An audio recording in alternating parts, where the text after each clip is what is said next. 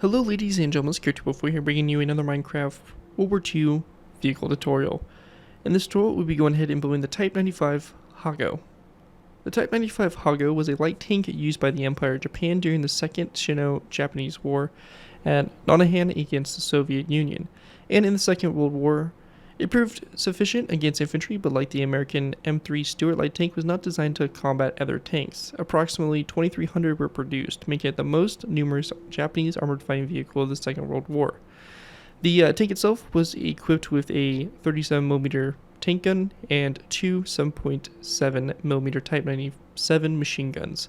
The tank itself was known for being very weak and very easy to destroy, with its armor basically being nearly non-existent, and in some cases being able to be easily penetrated by a 50 caliber machine gun.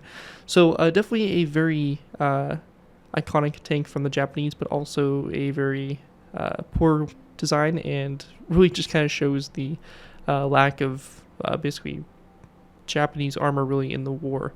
They really didn't have too many tanks that were actually very effective. Maybe during the early stages of World War II and stuff, these tanks were something, but once the Pacific Island battles started to happen, and the Americans were bringing their M4 Shermans and stuff like that to combat these tanks did not stand a chance. They were just completely devastated. But again, a good piece of history here, and a very iconic vehicle for the Empire of Japan during World War II. So yeah, pretty cool design. This is a redesign for my old one, and is a vast improvement, more accurate, and all that stuff compared to the previous version. So pretty cool stuff overall. Very interesting tank, very nice small little light tank, and will be a perfect addition to any of your World War II Pacific Island maps or something of that sort. So let's go ahead and kind of take a look here at the vehicle, see exactly where we're going ahead and building, and we'll move into the tutorial from there. So starting off with, we have obviously the front up here, which houses the hull mounted machine gun, as well as the driver's viewport here. We then have basically the track system here. Nothing too fancy or anything real new about that. We have the exhaust here on the side of the muffler, vents over the engines and stuff like that, a little cargo attached to the side of the tank. And then we do have the turret itself, which houses the 37mm gun. So overall, pretty interesting tank. Again, captures that really weird Japanese doctrine where they put their machine guns in the back of the turrets, which stick off at really weird angles for some reason. Not sure what the deal is with that, but very weird nonetheless. But yeah, really interesting tank. And anyways, let's go ahead and kind of move into the tutorial. Alright guys, going ahead and move into our first layers. We have layers 0 and 1. For these layers to go ahead and get started with, we're going to place down a nether brick slab, followed by a nether brick top slab coming off like so.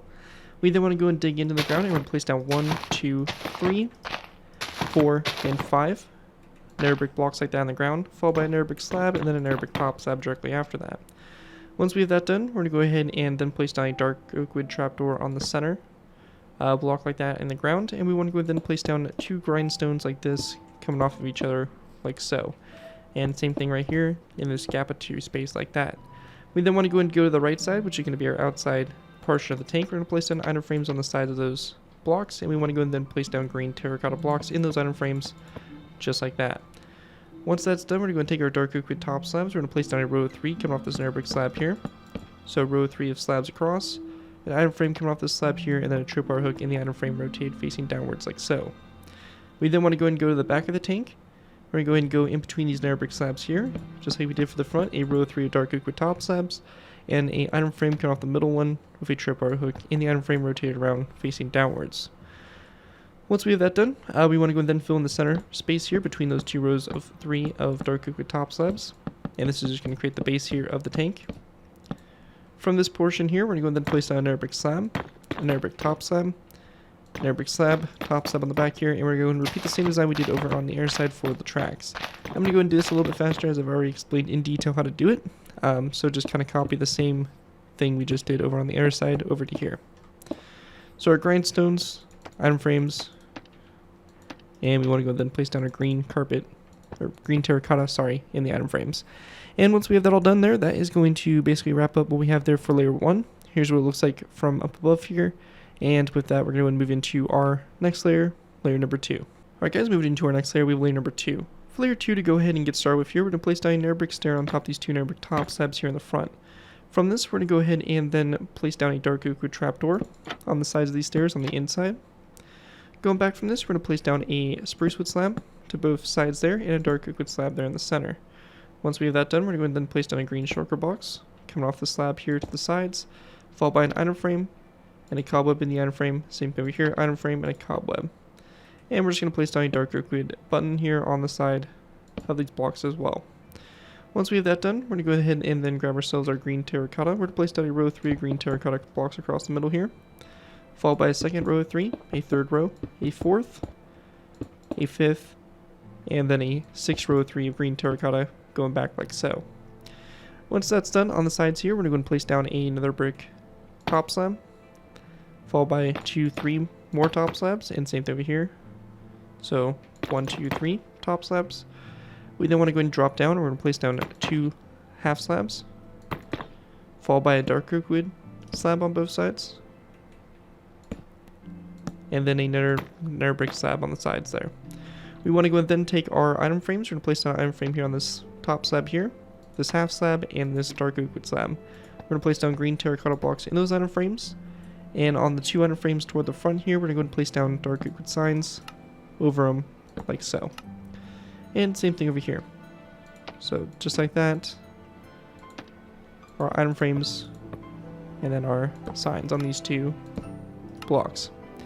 Then on the very back here, we just want to go ahead and grab some mossy cobblestone walls, and we're going to place down a row of 3 across the back there like so.